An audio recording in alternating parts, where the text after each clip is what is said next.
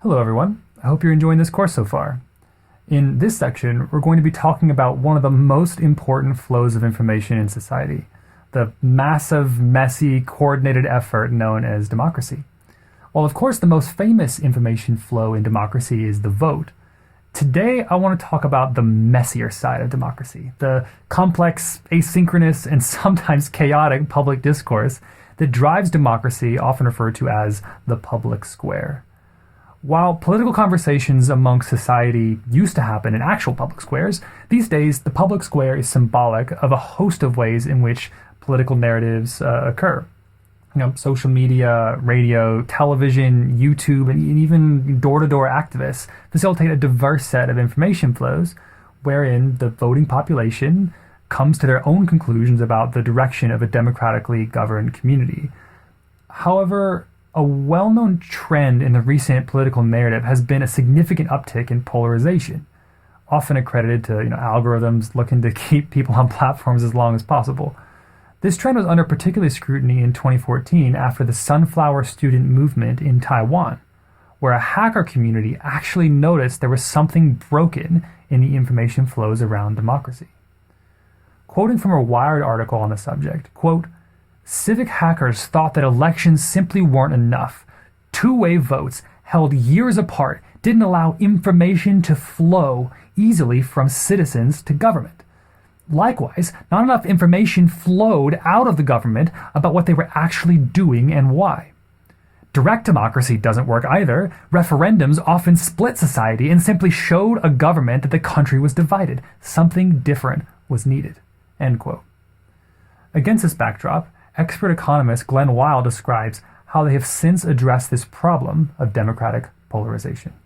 I think people are delegating to different extents to different people on different issues at different levels of this. So you may delegate a lot to your local community, and you may have some representative from that local community who's a respected civil leader who goes up and figures out what they're in turn delegating to the level above, who figures out what they're in turn delegating to, et cetera, et cetera. I mean, another example that I find very compelling of this is quite different, but it's also in Taiwan, and it's this thing that they have that's based on something called the Polis, POL.is platform. And this allows people to engage in large scale with thousands or hundreds of thousands or even millions of people, democratic deliberation about difficult regulatory issues. And the way that it works is that people in free text or like a tweet length put in what they think should be regulatory policy or what they think about some issue. And then a combination of natural language processing and people's voting up or down on these issues clusters them into positions. And then the sort of most respected within the group elements of these are surfaced as the representative position of that group. So what that effectively does is it allows us in an organic way to all participate in a deliberative conversation, because it seems impossible to do a deliberative conversation with millions of people. That's what people have always said about deliberative democracy. But that's not really true. Why is it not true? Because if you participate in any conversation about any issue, you realize that there aren't nearly as many views as there are people expressing views, because people's views are not really individual, they're social. The problem is that the social groups that they emerge from are dynamic and flexible and change over time. So you can't just take any fixed set of representatives for that, but on the other hand, there almost always is a representative for each view that you can surface on a particular issue. And so what this does is it builds those communities and then allows sort of like the emergent best exemplar of those communities to speak. And then that emergent best exemplar is a leader for a moment, but the next round asks people to actually try to come up with statements, given those comments they've heard, that are likely to attract the most support from across the different groups. And through a repeated process like this, which is sort of the at scale version of a mediated negotiation that happens all the time for peace, or for, I'm sure anyone within a company or government has experienced those type of mediated conversations, that that it bubbles up towards a consensual solution. And these consensual solutions have been quite brilliant. So one example was that Uber was arriving in Taiwan, and there were very stark divides between people who opposed Uber's entry and people who wanted to see Uber come to Taiwan. And the eventual consensus position that emerged was that Uber would be given a temporary license to enter Taiwan that would be used as pressure on the current public taxi system to adopt the type of algorithmic approaches that Uber was using so that it could reap the efficiency gains, but with better labor practices.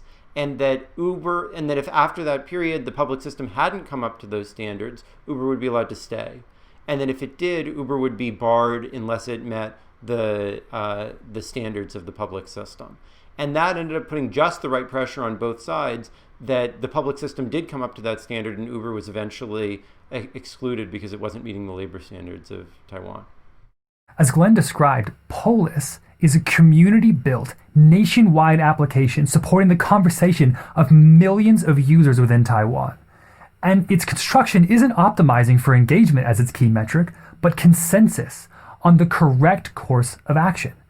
By intentionally facilitating information flows highlighting what people have in common, and intentionally curtailing information flows highlighting what people disagree on, the platform not only informs government on the desire of the people, but it helps the people themselves update their views based on what they learn from the community around them.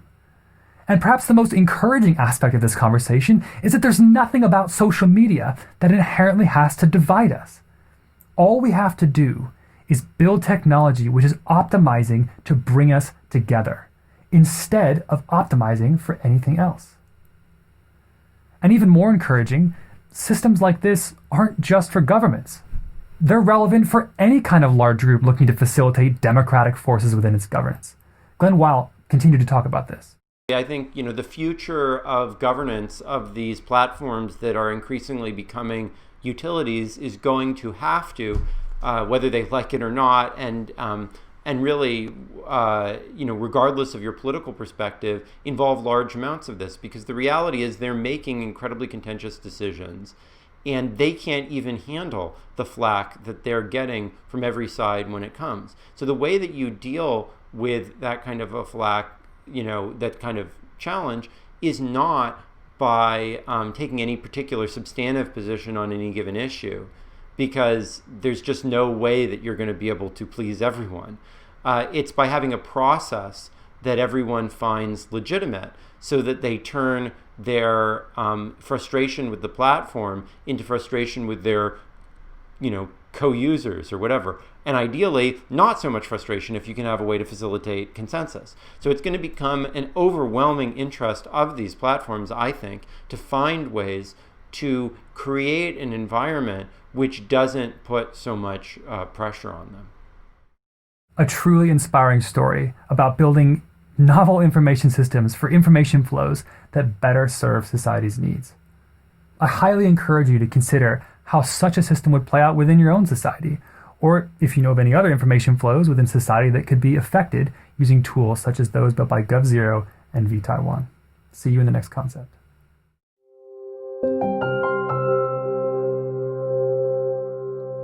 Hi, I'm Manjura. I'm from the writing team at OpenMined. Hope you're enjoying the course so far. Come join the OpenMined family on Slack. See you!